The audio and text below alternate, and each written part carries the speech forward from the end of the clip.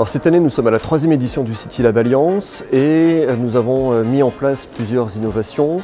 Dans un premier temps, nous avons regroupé l'atelier sur 3 jours consécutifs de manière à permettre aux étudiants d'être plus immergés et plus engagés dans le travail de réflexion sur ces 3 jours. La dernière innovation concerne la présentation des résultats. Nous organisons cette fois des stands où les étudiants vont présenter avec des posters, des maquettes, de la vidéo, tout le travail de réflexion qu'ils ont réalisé pendant ces 3 jours et qui permettra au jury et au public de prendre plus connaissance des projets imaginés par les étudiants. Cette 3e édition du City Lab Alliance est d'autant plus importante pour nous qu'elle rejoint en fait l'expérimentation Nantes City Lab, le label Nantes City Lab. Aujourd'hui, les travaux qui sont faits dans le cadre de la City Lab Alliance en fait, sont un peu en amont des réalisations du Nantes City Lab, puisque le Nantes City Lab va se concentrer sur de l'expérimentation concrète, sur le terrain, grandeur nature. Et là justement, on a un peu l'amont.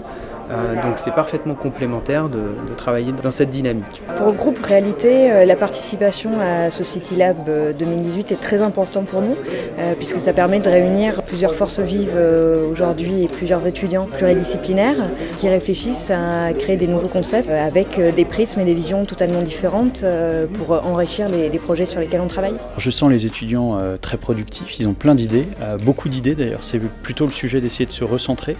On sent qu'ils ont envie de changer les choses, donc je suis enthousiaste et très positif et très pressé de voir le résultat. Les étudiants, je les trouve très impliqués, ils sont exactement au niveau où on les attendait, dans la réflexion, entre guillemets disruptés par rapport à nos modes de pensée, nous classiques, au niveau de l'eau et de l'assainissement et des déchets et de la ville en général. Et voilà, essayer de repenser des choses que nous, on était trop éloignés aujourd'hui, donc c'est exactement ce qu'on vient chercher. Il y a beaucoup d'informations qui arrivent, donc ils doivent un peu emmagasiner tout ça, de comprendre un peu quelle est l'entreprise, quels sont nos enjeux. Et puis après, c'est assez intéressant, c'est qu'il y a ils viennent de différents horizons avec différentes spécialités, donc c'est des regards assez nouveaux. Cette 2e journée est consacrée à la formalisation des idées, à leur exploration dans des dimensions, dans des localisations. Et chaque équipe aujourd'hui est en train de préciser en fait, les premières idées de manière très concrète. J'interviens avec une casquette plutôt protection des données. J'essaye de les faire réfléchir justement sur la notion de privacy by design et donc de prendre en compte les questions de vie privée dès le début de leur projet et de ne pas se dire qu'on va voir ça à la fin. C'est enrichissant parce que en fait, c'est assez court et assez condensé et ce qui fait que ça nous oblige à se pousser un peu dans les retranchements vis-à-vis des délais, des timings et de pas étaler un projet et c'est ça qui est vraiment intéressant je trouve. On sort un peu du cadre scolaire où on résout des équations, machin, on fait des programmes et on se met un peu dans le cadre professionnel où on est tous autour d'une table avec une thématique. Il n'y a pas de vrai et faux et nous on se met tous à travailler pour résoudre le problème. Mon plus gros ressenti c'est ça, c'est que le travail qu'on fait là a une vraie valeur ajoutée qui sert. Donc ça c'est plutôt motivant. Personnellement, déjà, ça va m'apporter de nouvelles connaissances, de nouvelles approches aussi, parce qu'en étant un architecte, on a plus une approche de l'espace. Donc là, ça y est, on arrive à la fin de 3 jours de City Lab, 3 jours intenses pour les étudiants, mais aussi pour les entreprises. Tout ce hackathon vient apporter une dimension un peu autre et puis avec un regard complètement neuf sur des sujets qu'on traite quotidiennement.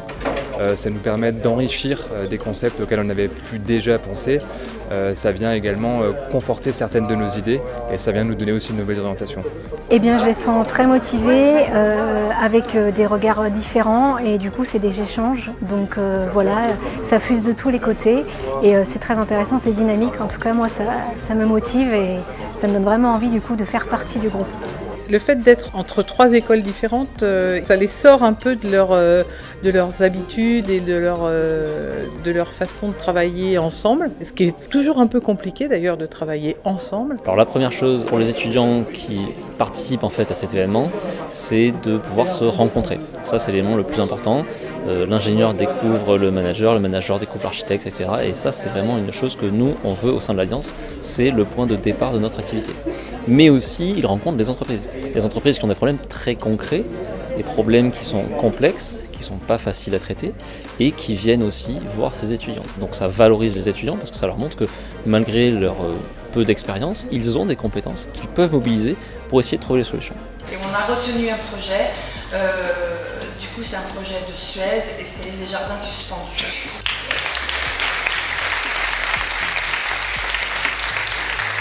Je Je suis très contente parce que c'est vrai qu'on a bien bossé tous ensemble et ça reflète vraiment l'esprit de l'équipe.